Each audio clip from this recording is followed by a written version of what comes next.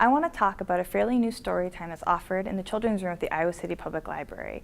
On the first Saturday of every month at 1:30, we offer a sensory story time, and it's directed at kids and designed for kids on the autism spectrum or a sensory integration disorder.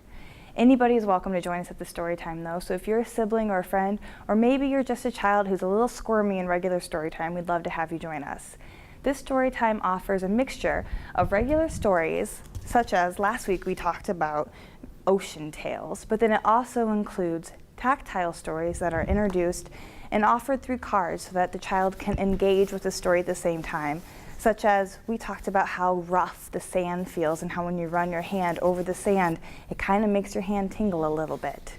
We do a mixture of stories and movement, stretching exercises and songs, and we always end with blowing some bubbles, which is a lot of fun. We hope to see you soon. Thanks.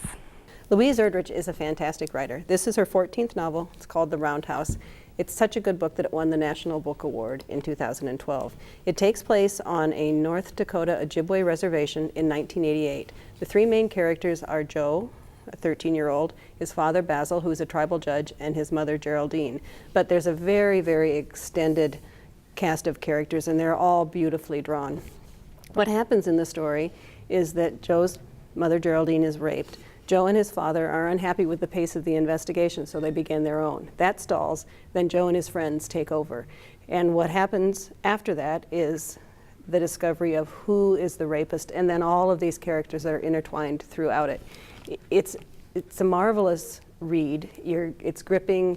The details are so well written. Woven throughout it are stories about what life on a reservation is like.